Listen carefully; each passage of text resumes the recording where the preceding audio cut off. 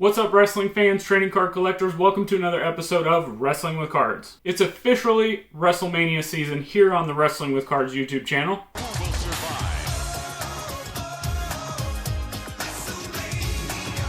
We're just about a month away from the Super Bowl of modern wrestling, and I wanted to do something special for you, the viewing audience. So I've decided for the next 3 weeks, we're going to have each individual member of the Card Foundation podcast on this channel for an interview. Today we've got Danny joining us, and he's going to talk about the way he collects his PC and what exactly he brings to the Card Foundation podcast. We talk about the community, making content, and much more. So let's go ahead and jump into the conversation with Danny from Card Foundation Podcast, and let's get WrestleMania season kicked off right, shall we? What's up, wrestling fans? Kicking off the month-long road to WrestleMania right here on the Wrestling with Cards YouTube channel, and I figured there's no better way to start than with Card Foundation each and every week, and we're starting with Danny. A little bit of debate on the last name. I'll let you take it from there. I don't care what Johnny says. It is Tancredi. We are Italian. It is not Tancredi. Doesn't make sense. Every Italian I talk to, Tancredi. Okay, so we'll get his opinion on that next week when he and we'll see. You know, it'll be interesting to see him. You know, kind of his rebuttal to anything you say on this episode. So I'm sure it's going to be the complete opposite.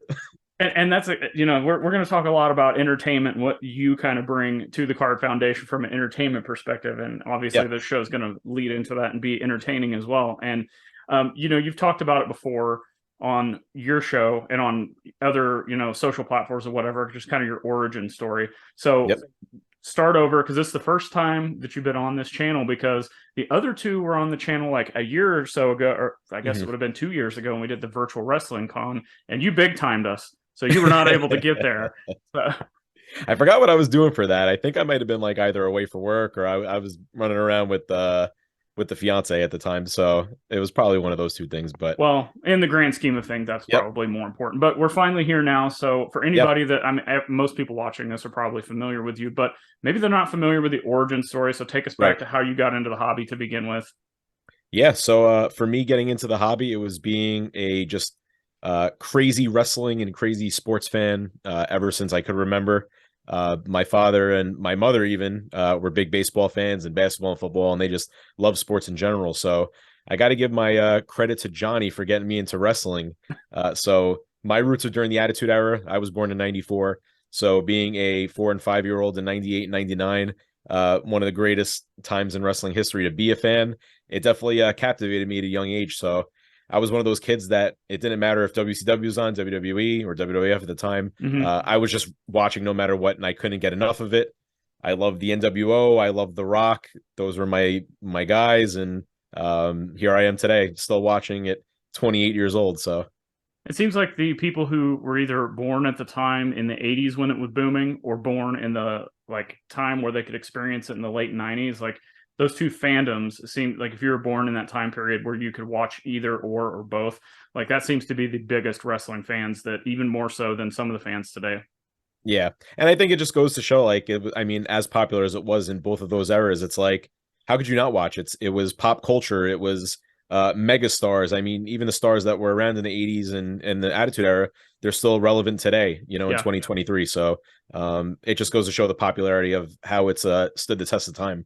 I mean, how many times have you seen Ric Flair show up in an NFL locker room to do a pep talk before a game? I mean, it, like, you know, 30 years later after his prime, and, you know, we're still, like, there's still people they're quoting his promos all the time. You see NFL and NBA players doing that a lot. So, yeah, you know, it's too bad that our current state of pro wrestling can't cultivate into that pop culture, but maybe we'll get there one day. Who knows? So when did you actually get into the wrestling card aspect of that, if you're a diehard wrestling fan? Yeah. So cards, it was more of just like collecting like base stuff back in the day. A big thing was actually like the sticker vending machines, going to like the supermarket and getting some wrestling card stickers. The Cardinal game, which people count, I really don't, but always collected and had those cards as well. And then diving into like the Fleer stuff in like the mid 2000s. Biggest regret is getting rid of a lot of the stuff that I did collect in the 2000s. Basketball, baseball. I mean, we had LeBron rookie cards. We had, I'm sure, Lesnar and Cena and all their rookie cards too. But as you get older, you start to lose interest. And then, sure enough, now here I am with a podcast. So got my interest back into it, and it's kind of just been balanced like that this whole time. Yeah, I think it's probably a pretty common story about people who I don't know. Is there anything that you still have in your collection that is from the childhood collection, even just one item? I have one, and it was a Carmelo Anthony Topps rookie card. For some reason, just held on to it, kept it in a box the whole time, and then eventually got it graded by PSA. I said, I don't care what the grade is. It's just that was one of my favorite cards growing up, because he was my favorite basketball player. So that was a PSA 7, which I still have in my collection, and I'll never get rid of. That's awesome. That's awesome to hear. Like I've told the story before, but I have one 87 Topps Hogan that somehow I have no idea how I found it. It survived getting, over the course of collecting all kinds of stuff my entire life. I'd be really into something and I'd sell that stuff to get into the next thing and so on and so forth. Yeah. And then somehow this one Hogan card survived, and it's like bent in half, and it's really like I love 87 Topps, most people do, but I was like, you know what, I'm going to send this to the beach shop. Luckily it came back and I got it signed, and I got to get that slabbed, and it's going to be the same thing with your Carmelo. That's awesome. It's cool that we each had it, because I don't know if I think maybe I had one or two other things, but that specific Hogan card is the one I remembered from when I was a kid. So and let's kind of go into your PC from that, because I've heard you talk about a lot of things on the show, and it's something that I'm actually going to bring up to Johnny, because he kind of talks about the same thing, and it'll be interesting to get Papa Bear's perspective too, because I don't know that he specifically says he's PCing anything, but you two, it seems like you're all over the place. So let's start with like what you're doing, and then kind of break it down from there. We can, jump off on talking points. I'm a wild, wild west collector. It's just like what my mood is in, what I'm looking to find. It kind of just bounces all over the place. But the most consistent would be, I would say, the superstars that I do collect in wrestling. So it's always going to be Adam Cole. It's always going to be Dolph Ziggler. If I could find affordable rocks that are nice in my range, I'll go for that. Randy Orton is someone that I've really come on strong to PC lately.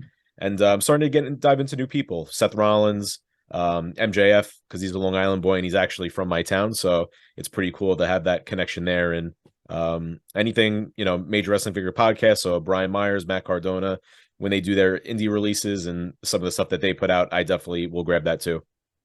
So would you say, like, what is your style about going? So like, do you just go after something that's a cool release, or something that you have like some sort of connection with?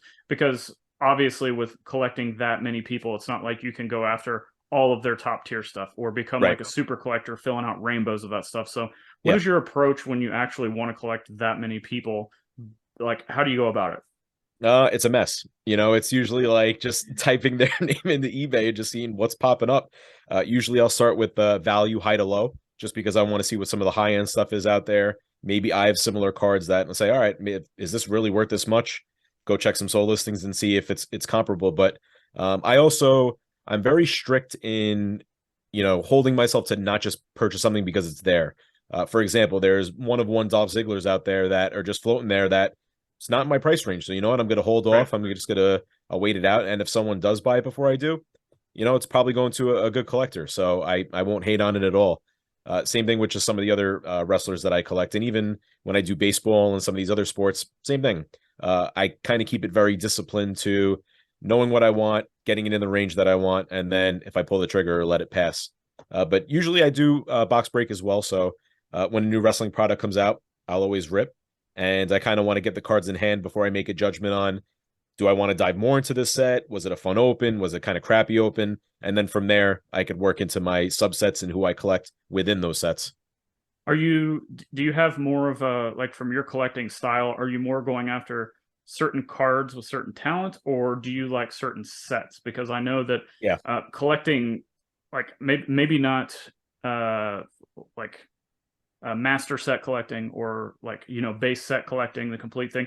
Like, there's people that do that still, but I've seen a lot of people that are doing like subsets. Like, so they'll put together like 5-timers club in a specific parallel or something like that. So when you're buying these cards of the specific talent that you like, are you doing, like, how are you going about that process within the product, if that makes sense? It does. And it's definitely for me talent first. So it's all right.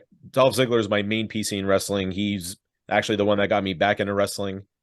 Quick story. I think I've told this before, but I got out of wrestling in the late 2000s, early 2010s. I'm at college, bored out of my mind, and I'm flipping through channels, and on comes Monday Night Raw, and on comes first segment I watch is Dolph Ziggler cashing in. Yep, I And I was remember like, that. holy shit, this is like what a moment. The crowd's going crazy. I was like, I got to give this a watch. And I watched the rest of that Raw, and it was, I guess, one of the most famous Raws after Manias of all time with the crowd, just the way they were reacting. And I was just, it brought me back to being that kid and being captivated by why I got liked wrestling in the first place. So going back into just collecting in general. So yeah, with Ziggler, it's like, I'll go after what I like within the set. So if, the new Immaculate releases Sure. out, I'll type in Immaculate Dolph Ziggler. I'm someone that appreciates card art and images and stuff that they use. So a good example of that would be like I hated his Prism release. His autograph had that like him in a suit, and I'm like, that's not the Dolph Ziggler I Right. want on the first Prism release. So like I actually don't have many Prism Ziggler cards because I just don't like the card. So it's like a mix of just like what I enjoy, who I enjoy, and then from there it kind of goes into like value collecting. So for me, it's something that it could be a rookie card or someone that I think could be on the rise. I believe that when you buy cards in general, you want that value to hold or kind of grow over time, and that's not for everyone, but one day I may want to sell and just be like, all right, well, now I could get top dollar for stuff that I kind of hold on to like this whole time. So it's a balance of being that value collector, but also my childhood roots of being a PC guy. All right, so I want to break that down a little bit more and talk about prospecting because I think you're a good example of, for those who have listened, you've had like pros and cons to that. So let's go back Yeah. to the Ziggler collection.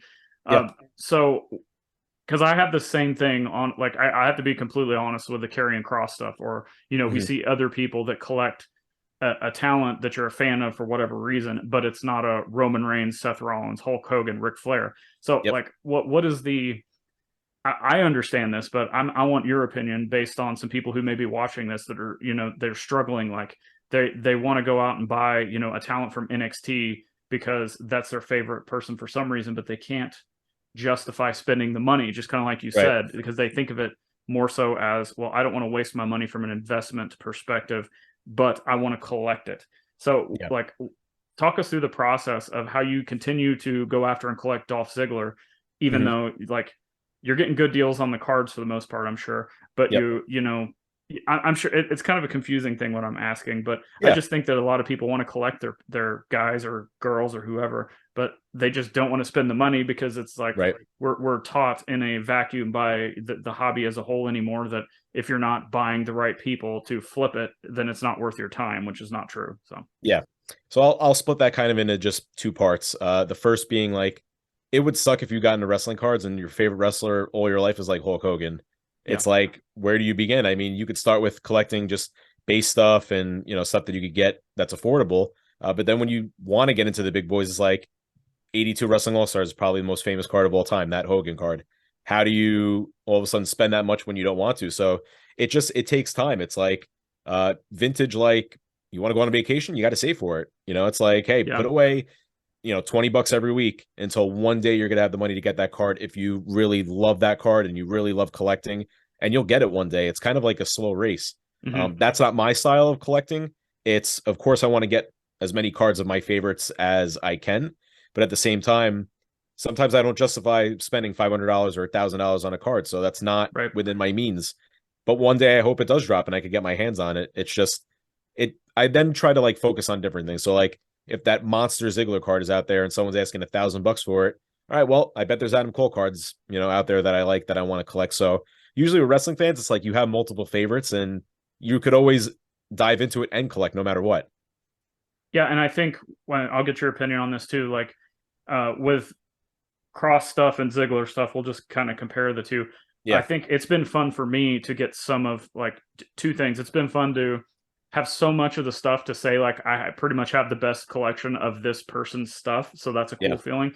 But it's also a cool feeling to experience the different types of products that come out. Oh yeah. And maybe, like, for example, do you have any of the one of ones or superfractors for Dolph Ziggler? I could look at my collection because it's actually some of the stuff I have out is in front of me. So I got his one of one Panini Instant when he won the NXT Championship. Mm-hmm. That was a pretty cool card that I pounced on very fast. I have two like watches and offers in right now with a Slam Attacks 1 of 1 from someone from our Facebook group Yep, that I'm I going to be saw that talking today, about. actually. And then also the Topps Chrome 1 of 1 that's also on eBay is something I want to look out for. But trying to think of what other. I don't have many supers of him. I have a lot of golds, Okay, both Topps so Chrome Gold right. and Prism Gold now. So when you go into collecting a specific talent like this, it allows you to still experience those top tier levels of cards and Yeah, products at a fraction of the cost. So like it's like a double collection because you're collecting the stuff you like, but you're also getting what the hobby likes. And right. you get to experience all that without having to shell out a lot of money. So Yep. I think that's one really cool aspect. And then um so how do you operate within like um I guess funding the PC? Like you said, you rip a lot, you rip Yeah. wax, and we if anybody that listens to your show knows that you guys are always talking about ripping boxes Yep. and buying, selling, trading. Like, so what goes into how you're actually able to continue to buy these cards and build that collection out? Well, I mean, I shouldn't rip wax because I don't listen to my own advice because ripping wax, it's a big gamble and it doesn't always pay out. And when you have my luck in this hobby, it never works out. So it's always a pain in the ass. But I love the experience of being able to get a box and it's just like the possibility of what could be in this. It's always the thrill of the chase for me. So I usually like to open one of every product. Plus it, for the show. If someone's on the fence about maybe buying a box and ripping it or not, maybe my, analyzation of the product convinces someone whether they buy it or not. That's a So good I call. like I like being able to help in that regard. So no matter what, I'm usually opening for the show's sake anyway. So usually it's just, my day job. It's working every day and, getting paid. And it's like, all right, well, what am I going to open and what do I know I can't open this week or how much of it I could open and how much I can't. So I usually try to also move some of my lower tier stuff to build up to something that's bigger. So I see it like this. It's simple math when you break it down. If you sell 100 cards at $1, it's $100 that you could put towards a bigger card that you want. So Right. for any, newer collector out there, it's if you build some of these things, whether it's, breaking boxes or opening packs, or you have an old collection, you could start that way too. It's like moving some little stuff on eBay or social media. And then all of a sudden you got $500. It's like, wow, I could buy that big card I've always wanted. So I could pull the trigger. One other thing I think people need to, myself included, I've talked about it. I think that breaking boxes of any kind, I think it's kind of, it gets a little bit of a stigma that you're not going to get your value back. But I think people have to stop and realize that you're not supposed to get your value back every single time. And you kind of Right. have to view it as a form of entertainment. And, like if you were going to go to a movie or go to a sporting event or something like that, I think that has to be kind of the mentality that you take when you're opening a box like that, because Yeah. it is fun. It's entertaining. I enjoy doing it. I just try not to very often. Right. Well, I even see it like this too. It's like breaking down simple math. And the best example I could think of is when Upper Deck AEW came out. It's like people were upset that the boxes were 250 right off the bat. And my logic was, well, when you think about it, you're getting 100 plus cards in a box. If you sell every one of your cards out of the box for $1 or $2, you're getting probably close to your money back. So it's Right. it's really a safe bet. Now you might not be able to do that today because the product has been out so long, but when it first releases, I mean, and you're going to get a hit, you're going to get a couple parallels. So I mean, no one just wants to put the work in to say, all right, I got to list 100, 150 cards Right. and I got to ship them out. So really, it's the value is usually there. It's just a matter of wanting to go through that time process. So let's talk about prospecting. It's something that's really kind of kicked into high gear since Panini's taken over, since we have, a huge rookie class. But I would say the first year, 2022, huge rookie class in multiple products.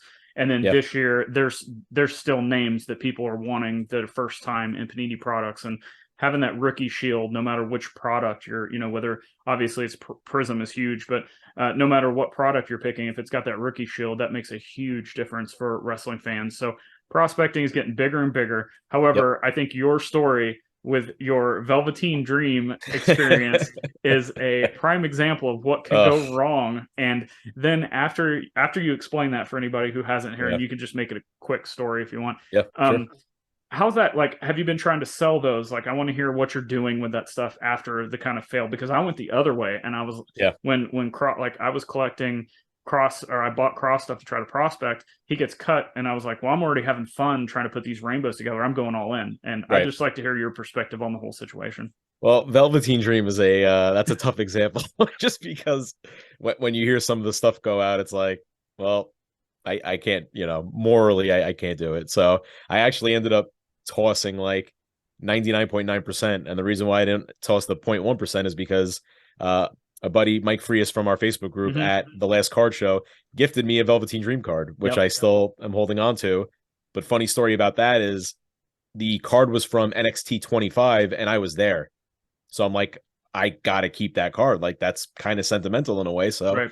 I'll hold on to that. But yeah, no, prospecting, it's a dangerous game because like you could win and win big, or you could lose and really lose big. So for like someone, for me, I thought when I got into like NXT and really being a fan of it, it's like I thought Velveteen Dream was just very charismatic, fun character. I like some of the edgier stuff that comes on Yeah. TV, whether it doesn't matter the storyline or the wrestler, but I think when you kind of blur the lines of reality and make it interesting, that's something I want to watch, and that's something that's fun. So I thought his character was perfect for that, and I was like, he's athletic, he's a good wrestler, he's in memorable matches. This is a guy I want to buy. And it's kind of like analyzing that. You could do it with anyone. It's like why someone would be a bad buy or a good buy. And it's funny because there's never a right or wrong answer. It's just what the value in the market says. So when all that stuff happened and he got released, his value tanked. And it's like, well, now I'm sitting on, a fraction of what I paid for everything. So you bite the bullet and you move on. But for every loss, there could be a win that makes, you money out there. So investing is a tough game, and it's interesting with wrestling because with wrestling, anything goes. It's Right. like you don't know who's going to become the golden boy tomorrow, and you don't know who is going to crap out and all of a sudden get fired from a year from now. And it all affects it. So wrestling is the toughest of all the sports, no question about it. Yeah, because like, you can go buy some Bowman baseball stuff and sit on it for like 3-4 years and still Oh have a yeah. shot. And Yep. so we're wrestling like that 3 to 4 year shelf life. If they're in NXT for that long, that could be a problem. They may never get called up, or something may go wrong. So Yeah. let's move into the content aspect. And you guys started the show. It's really besides what me and Tony are doing and what you guys are doing, there's not really a lot of full-fledged wrestling card podcasts out there. So you Yeah. can kind of just take us through like what kind of went through your mind to get one started, and then we'll just talk about the evolution of what you guys are doing. Yeah. And this it dates back to like how the beginning of podcasting for Johnny and myself, before we really linked up with Paul, and he was involved as well. But Johnny and I we love sports. So it all started with our podcast Cult Looking, which a few people from our Facebook group were actually listeners of. And we loved collecting baseball cards and bobbleheads and memorabilia. And it was a way for us for an hour a week to bond and get to talk about that and then put it on air. And it was the same thing. We always had the spirit that we felt we were very knowledgeable about the hobby and collecting, and we thought it was fun. So why not pass that on to people and maybe help them in a way? So it was a mix of just like our love for collecting, trying to help some people out there, being able to bond with my brother every week and talk about it. And the baseball show was fun, but viewership wasn't great, and it was becoming very time consuming with work and our real life. So it's like, all right, what if we adjust and we look at the success of like Major Pod, and it's like the light kind of went off that wrestling fans definitely podcast more than baseball. So it's like, all right, well, we collect wrestling cards, so why not try it in Pivot Gears? And we did it. And after episode 1 or 2, whatever it was, Papa Bear wanted to get involved, and us meeting Papa Bear was actually from Call Looking and him listening to the show. And then him talking to his best friend Brian Myers, and Right. we all kind of connect and start talking off to the side, and we all become good friends from it. And here we are, And I 100 think he'll probably episodes. say that when he came on board is when the show took off, right? A mix of both. That's Yeah. probably what he's going to say. Well, of course he's going to say it, but we actually, Johnny and I, the first episode or two, we actually started out much stronger than where we were for baseball. So it's like, all right, we're on to something here. Mm-hmm. And Johnny, I mean, we have a unique dynamic on the show. So like, Yeah, and we're going to talk about that. okay, so I'll hold off on that. But yeah, just in general, it was like wrestling, the fans listen to podcasts more.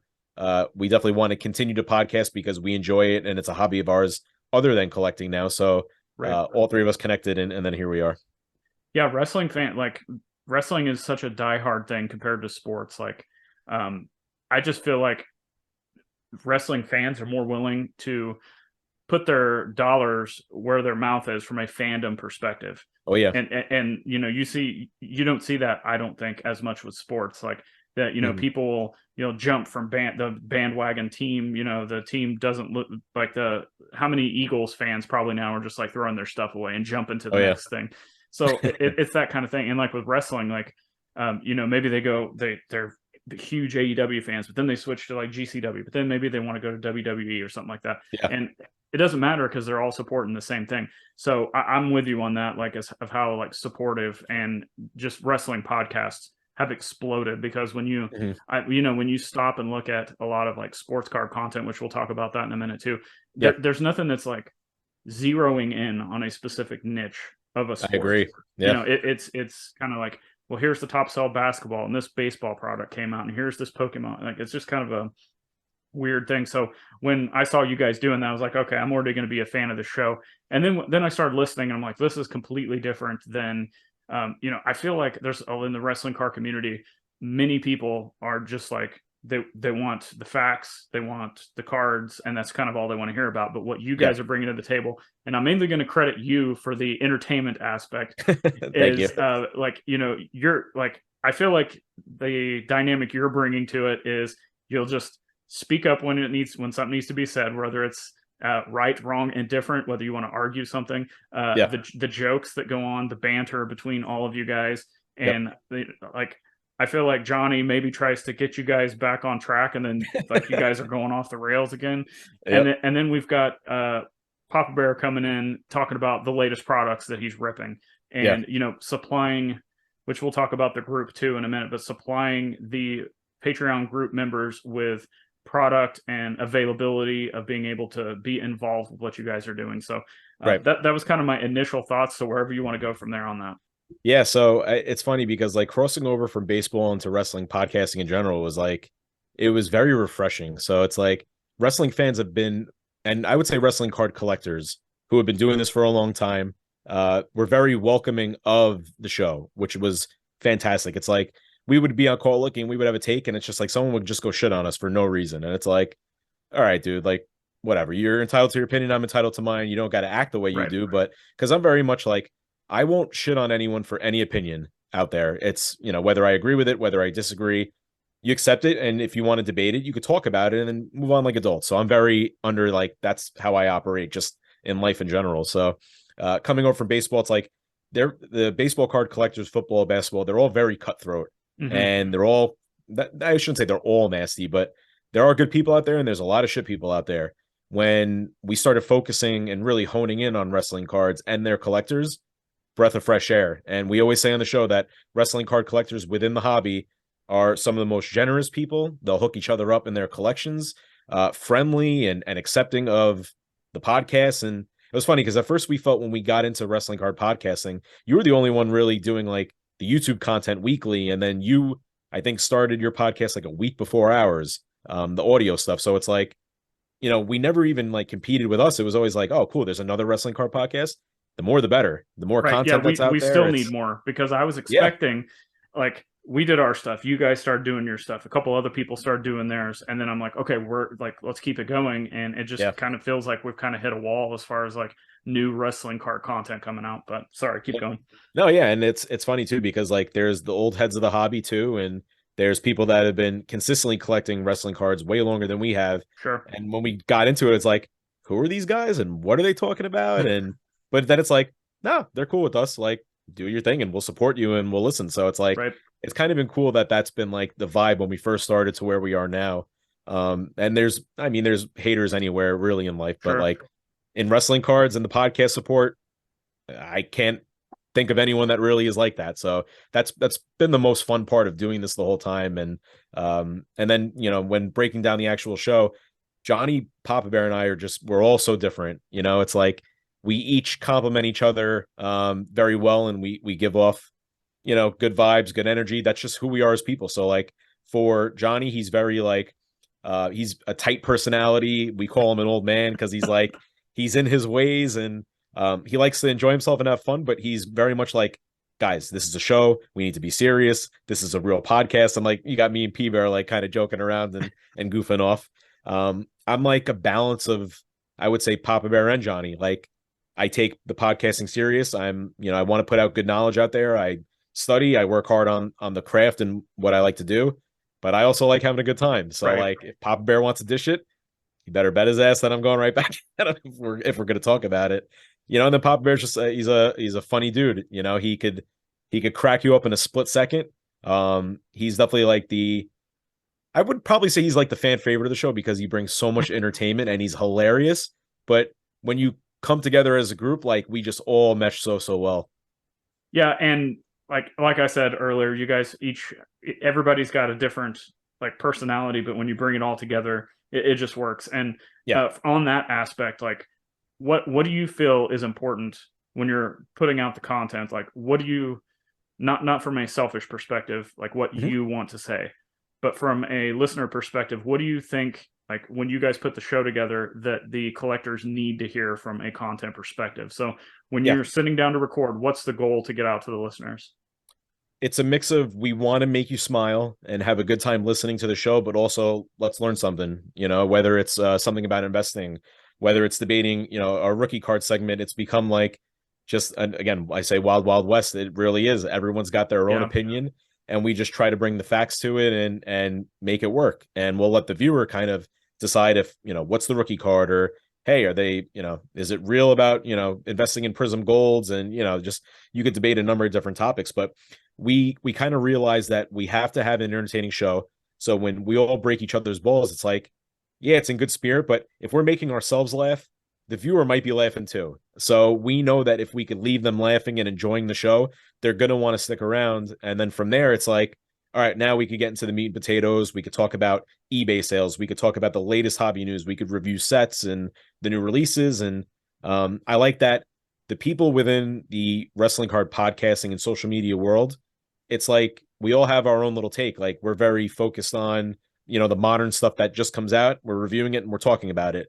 Then you got your vintage people, you got your people that are just spitting facts about just cards in general and news. And it's a nice blend of, you could go to anyone and you could learn something, always from wrestling card content. Yeah, one thing I'll touch on real quick before we move on to the next topic about content, just keeping it loose, like you said. Like when I'm listening to whether it's your guys' show or different types of content, again, we'll talk about what you're doing on that aspect in a minute. But like, I love laughing, and when a joke is made, it breaks up the monotony of just constant facts. Like I want to learn, I want to hear other people's, I want to hear the latest release. But whenever there's a joke thrown in there, or some weird somebody's doing an imitation of somebody just randomly thrown in, to like it just makes it that much more enjoyable and to continue to come back and listen. So yeah, and that's how we like to operate, and that's how we roll. It's we pop ourselves, and we just figure, usually if someone posts about it on social media or Facebook, it's usually like, all right, we're on something, we could play off it a little bit and we could keep it in the show. And that's how we kind of like learned that from Major Pod in a way, and listening to their show. So like I would say, for just me personally, and I'm not speaking for Johnny and Papa Bear, but I get inspired by success in a way. So it's like when people have successful podcasts, when they're successful collectors, I want to learn something from them and take it to how I operate, because if they're successful, maybe I become successful from it. So listening to Major Pod, it's, they're goofing around, they're ranting, and then it's like they're talking about, ECW San Francisco Toy Makers, and it's dead serious.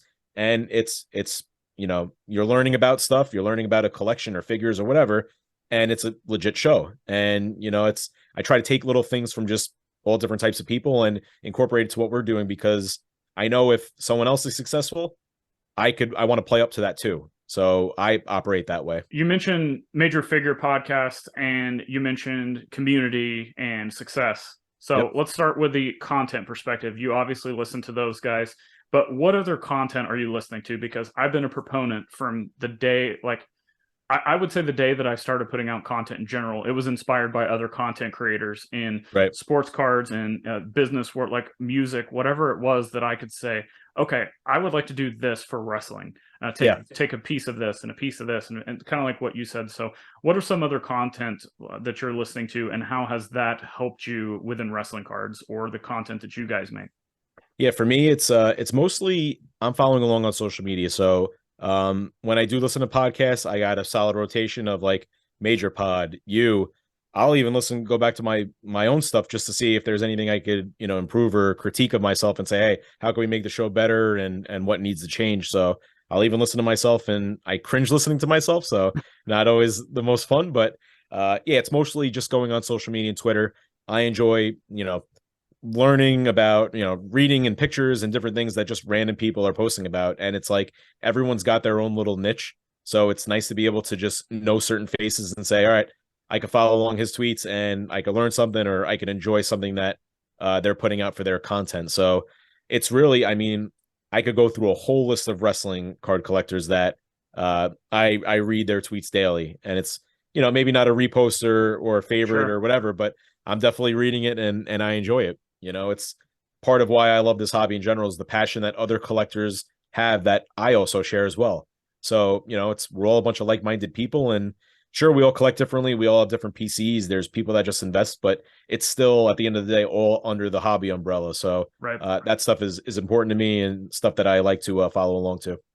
So going back to the Major Figure podcast and like watching the community that they have built off of the content, like I feel like you guys have done that like exactly like like when I go into the Facebook group, which, I'm happy to be a part of that. Mm-hmm. And I see just what's going on. It's almost like an extension of what you guys are doing, but all of a sudden it's like the own group controlling itself. So what I mean is like, somebody will be in there answering the thread for the like a buy sell trade, or there'll be something in there replying to what they bought that week, because you guys are taking your community members and putting them on your show of what they bought that week. So giving members of a community recognition is, huge in my, because I mean, there's a lot of the communities out there that, somebody will join a Patreon or buy into a course or something like that, and they never get recognition for anything. It's just like, I'm not going to say it's a money grab, because they are providing like some sort of education or something, but you guys like, so we got that going on. But then you'll have somebody that like makes some kind of like inside baseball joke about the show within the group, and everybody listens. So it just, compiles from there. And then you have people that are like, I'm looking for this card. And the next thing you know, this person's just giving it to them. So I just wanted to sum up how awesome that community is that you built on the Patreon group. So take us through how that started, how that's built, and what's been the key to kind of keeping that core group and making sure that everybody's having a great time as being members. So it's kind of a blend of things. And the first thought, and this is me absolutely breaking the fourth wall, this is legit how we did this. At first, it's like, all right, when we podcast, it's like, wow, this is going to be really cool to make some money. Like, you could go out there and, you could have subscribers, and you can do advertisements, and you can make money doing what you love anyway. Why not? Let's try it. Yep. It then became, in a way, it's like, oh, I made, $200 this month just having a Patreon. I could go buy a card that I really love now. It's like, I'm kind of taking like whatever Patreon money and I'm buying it for my collection. Like, it's just a cool way to do it. But then the thought also became, if we do extra content for free, sure, it's great, but it's also very time consuming. So, I'm working a legit 9 to 5 and I'm commuting an hour and a half each direction a day. It's kind of tough to be inspired to go home and put out free content. Like, you want some kind of reward for it. Then the other thought becomes, well, if people are paying to become a part of this group, that means they're going to be taking it serious, because they're spending their hard-earned money to support us, to get, extra content, to be a part of the Facebook group. But when you feel like you pay that money and are responsible, you don't want to mess that up in a way too. So it's like, there's free groups out there, but you could do whatever you want. There's no consequence. You get kicked out, you could join another group. But if you're a part of a money group and you're spending, you want to be a part of it and you want to interact. And it's, it's like anything. It's like, why buy Netflix? Well, because I want to go watch their movies. Why buy what you buy? It's like, it's all a part of it. So it was nice to be able to kind of weed out, people that aren't in our group for good reasons, that if you're spending money, you're probably going to be in our group for a really good reason. And we've been incredibly blessed that we feel that we literally have the best card community on our Facebook there is. There's no BS that goes on. There's no scamming that goes on. Since we've started the podcast and the Patreon, I think I had to answer one direct message once saying like, hey, this guy didn't ship out my card and it's been like 6 days. One time in over a year and a half, 2 years of doing this. So like, that's just a testament to the community we wanted to try to bring together and the people that are in the community. And it's nice to have, faces like you in our community too. It's like we need people to also, sure, buy, sell, trade, you interact. It's all part of the group, but also to educate. So now we know if someone posts something and Johnny, P Barrel, myself miss it, or we don't have the answer, we could trust someone like you that's going to say, oh, I got the answer. I'll just answer, so it's like, and you're podcasting, you're very knowledgeable. So it's like, we want to have people in that group. So it's like, we concocted this like perfect blend of who we wanted in the group. And that's what we got. Yeah, it's awesome to be able to, like, when I think sometimes when you get that community built like that, sometimes, and this is what I continually see more people moving into now that we're kind of past that huge boom when the prices were sky high on everything. Yeah. People made these connections over the last 3-4 years if they just recently got into it, or maybe over the course of 10 or 15 years if they've been in it for a while. And the key component that I keep seeing is the connection that they have with people. And it's gotten to the point where a lot of times I'll see in this group, the inside baseball referencing a podcast joke that you guys mentioned, or making fun of one of you guys, making fun of another group member. It transcends the cards, and it becomes like a truly social group of just cool, like-minded people. Yeah. It's like, in a way, these fellow collectors are becoming friends. It's like Johnny has a bunch of people, even like over in the UK, that he talks to like weekly. It's like, if we didn't have this podcast and we didn't have a Patreon, it wouldn't have happened. And we also felt having a Patreon allowed us to connect to other collectors in a way. So it's like, by us like having it, we have to interact. Like, you got to be in there in the trenches, and you got to give people their money's worth. So it's like, it started out as shit, we got to make sure we're doing everything on time. Everything's got to be perfect. So now it's like, well, these are my friends. Like, it's cool having like them a part of the group, and the fact that they're willing to support us, it obviously means the world to us, and we want to, continue to do it. And it's like, a rewarding part too is just even like little things like, you're a carrying cross guy. All of a sudden someone in the group posts like a carrying cross card. It's like, oh, Zhan may want that. Now you might have been looking for a card for a month, a year, a week, and all of a sudden there it is in the Facebook group, and you're able to use that as a resource to get what you collect.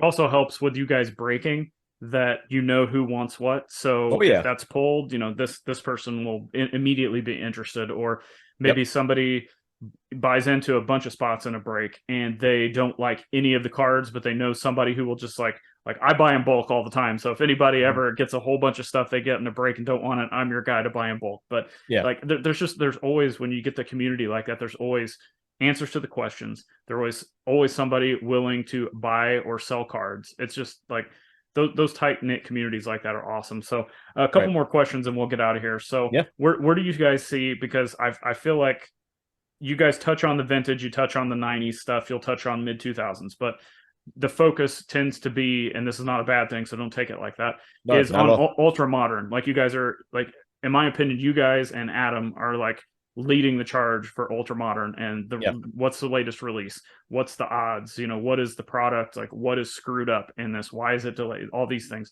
So so if you guys are going to continue to head in that direction, and we know kind of the situation with more collectors coming in, Panini having the license for at least a few more years, and then Fanatics, where do you see the wrestling card hobby going as a whole? And you can take that wherever you want.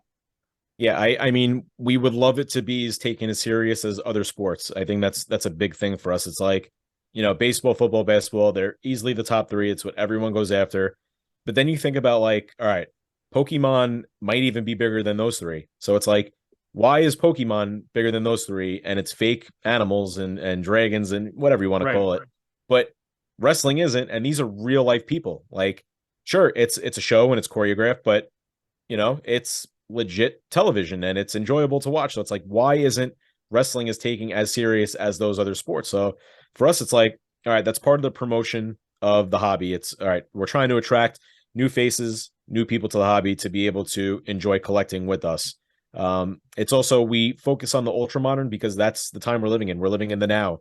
And we feel that with so many new releases coming out, so many different manufacturers producing cars, it's like, we want to stay on top of it, because if a new face does come in and they say tomorrow, I want to collect wrestling cards, they're probably not going back to 1990 cards. They're probably going to look to buy something now.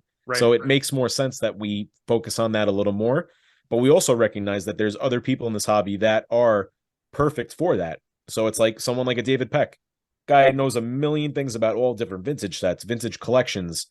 He's going to be a guy that you can just go to and he'll be able to give you all the info you need. So it's like, we also know we don't have to talk as much vintage, as much 2000s. It's like, we know we're in a perfect spot and we can rely on other collectors to also, do their part for the hobby in promoting what they love to collect. Yeah, I'm with you. And it's weird that something I didn't think about till you just said is we're starting to see a lot more non-sports sells. So, Stranger Things. I know you like the Stranger Things stuff. So and like the Wait, here Harry we go. Potter. Because Yeah, what do you I have got? it in front of me. That's Top loaded Stranger Things cards before, and that's awesome. And that's a prime example. Like, I haven't looked at some of the numbers of sales. Maybe you know more than I do, but I know for a fact like the Harry Potter stuff is like certain cards in that realm sell for a lot of money. So you're talking about real life people in like character form. That's wrestling. But yet wrestling still doesn't get, it's okay for these big time sports card guys to talk about Harry Potter or Pokemon, but they still will not touch wrestling a lot of times. And it's just, I don't know. We're both me, you, everybody that's putting out content. We all just got to keep leading the charge, I guess. And I have a thought to that. So it's like, I see it as this. For some reason, people don't understand, like, all right, Spider-Man is not coming out of the sky in New York City right now to go save someone. They know it's very fake, very scripted. I think the problem with wrestling is it was done as a script, but projected to be real, if that makes sense. So now it has this like stigma that, oh, wrestling, that fake stuff. And that's what I think is the biggest, I guess, detriment to wrestling cards and bringing in new people to collect to make it much stronger and much more interesting. It's sure everyone watched it at some point in their lives. I feel like they have, at least, but it was always, it's fake. It's not legit. But then now we're starting to get like wrestlers become movie stars, and you got The Rock and Cena and Batista and all these movies. Well, now that also helps bring new eyes to collecting in their products too. So it's like maybe someone that's a John Cena fan just through movies goes, hey, I want to get his t-shirt. And then it evolves to, I want to get his Funko Pop. Now it's like, oh, he has trading cards. I collected trading cards as a kid. It's a perfect union. So we try to also, bring that to light and promote that as well. I think that Panini and Upper Deck also have done a really good job of actually advertising on the TV shows that, hey, we have trading cards coming out. So the promotion's gotten a little bit better since what Topps did. And we both know, we already discussed on the show how diehard wrestling fans are. So like they'll throw down all this money for all these other things. And I'm just hoping that eventually that kind of comes to cards, not because I want them to buy my cards so I can make money, but just to grow the hobby, like you said, and just attract more people to realize just how fun this is. Yeah. And it's funny too, because like I have friends that are like, I know a kid that he's literally met The Undertaker like 10 times. And it's like, that's probably $200 at a clip. That's $2,000. So it's like you've spent $2,000 on that. And he's like, oh yeah, I got autograph 8x10s. I have his autograph Funkos. And it's like, why not wrestling cards? And he's like, well, it's usually either I didn't collect cards as a kid, or it's like, well, I don't know too much about it. It's like this like wild in between. It's like, well, you could ask me if you want, like, I'll help you. But like, also, I think there's that thing. It's like wrestling cards were always, or cards in general, were put into binders and they were stashed away and not appreciated. So it's like, that's true. That's why we talk a lot about like displays on our show. It's like, this is art. This is collectibles. Like, proudly display your stuff. Like, you're going to display a Funko Pop, but not a wrestling card. Why? It's the same thing in a way. Obviously, it's not the same thing, but when we get people thinking like that, the light bulb kind of goes off, and hopefully we just spawned a new collector just thinking like that. Yeah, and we're just gonna have to keep pushing that aspect of it. Like, I understand that like the top sales and the money and all that, like that's what brings people in. Like from their ears perk up and their eyes are like, whoa, I didn't know that was worth this or whatever. But when it like we just got to keep pushing the aspect of that stuff's fun and that's cool, like great, but find somebody or a set you like to collect and connect with it, realize like the autographs you can get, and actually a lot of times how much cheaper they are in a card format, and how much more, like, I know I just kind of contradicting myself here, but in my opinion, if you go out and buy like an Undertaker gold prism, like it's from a store value perspective, that's going to be a lot better than some signed 8x10 that 100%. If you didn't get it authenticated by PSA or something, people are going to think it's fake, or there's a million of them out there as opposed to only 10 gold. You get what I'm saying?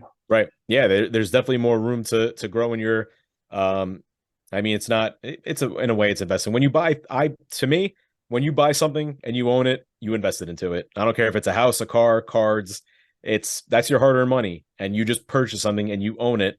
One day you may need to sell it, whether it's circumstances or Right. you just want to get rid of it to clear room, or it's time to move on. You're going to want your money back, and you're not going to say, oh, well, this Funko, it remained $12 the whole time. You could also want to say, I bought this card for $10 and it's now worth $1,000. Like, that's awesome. Yeah. I always tell the Roman Reigns story on my show. It's like, bought that card for $35, his FCW card. The last two sold listings are at $1,500. Yep. It's like, I'm beating a dead horse with that story, but that's a success story where, I just like Roman Reigns and I thought it was a cool card, and someone, one day might really value that. And here we are all this, a year or two later, and look at the jump it's made. Yep. Yeah. And from a personal perspective, like any kind of collectible I've ever decided to sell because I wanted to move it into another type of collectible, I've never gotten returns like I have with wrestling cards. Like it's crazy. Like wrestling figures, like even the super rare, like I had right off the top of my head, one thing I had was that whole set of the UK Galoobs that came out from WCW. I had all of them with the accessories and everything.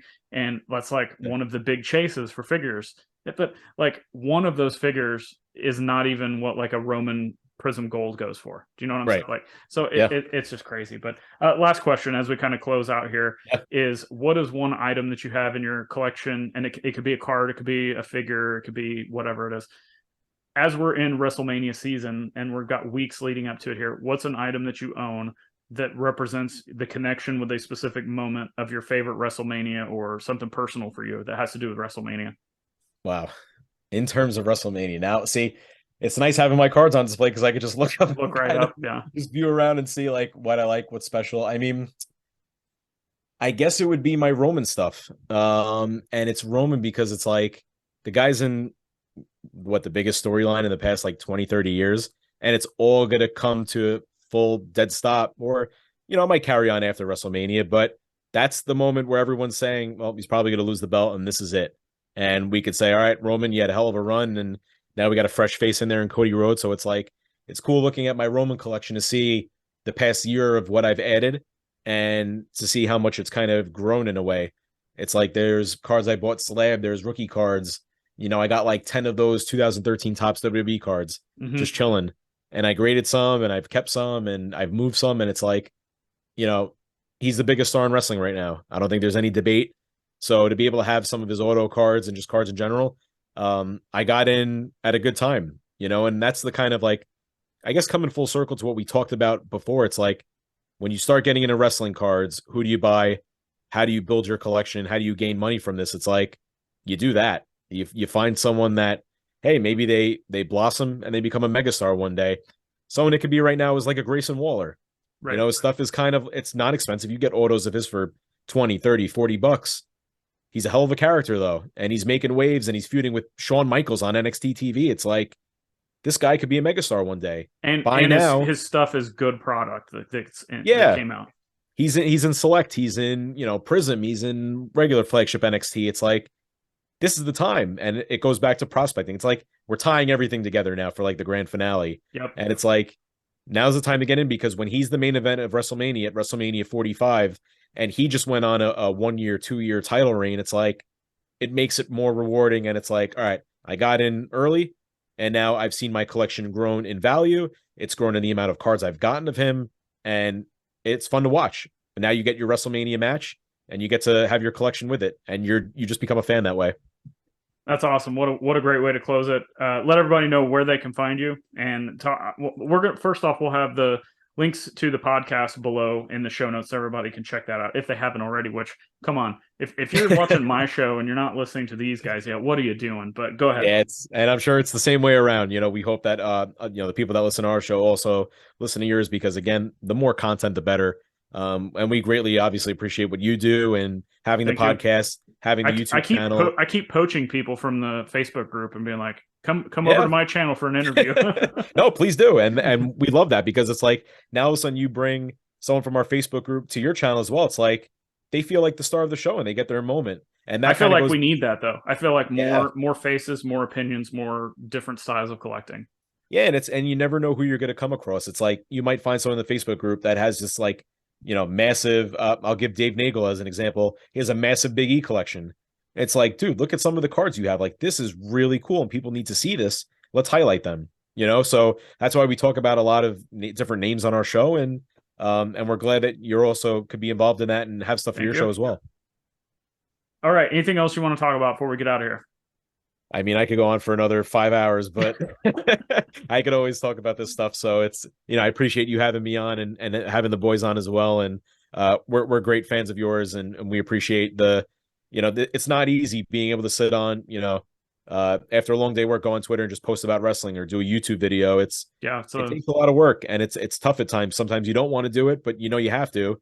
And I think we all love it so much that we enjoy doing it too. So the more content, the better. And you're doing great work as well, and we love to see it. Danny, thank you. Thanks for your time today. Thanks for everything you're doing on the podcast, and enjoy WrestleMania. We'll see how this works out for Roman. Yeah, appreciate it. And obviously we got to get you on the show too. We got to come even more full circle, hang out with the boys. All right. Have a good one. Yep. Thanks. Thanks again to Danny for coming on the show today. And if you haven't already, what are you doing? Check out Card Foundation. Those guys do a great job, especially talking about the latest products and modern. And I've got links below where you can check out links to Danny's information as well as the Card Foundation and the podcast. And check out their Patreon group. What are you doing? And while you're checking out the show notes below, make sure to check out everything else I've got going on. Links to my Patreon, links to my eBay store, links to the Worlds Collide podcast, and much, much more. And before you get out of here, please hit that subscribe button, give this video a like, spread the word about this channel and about wrestling cards. And until the next time that I'm on here to give you the next interview, which will be Johnny from the Card Foundation podcast, click the videos on the screen for more great wrestling cards. We'll see ya.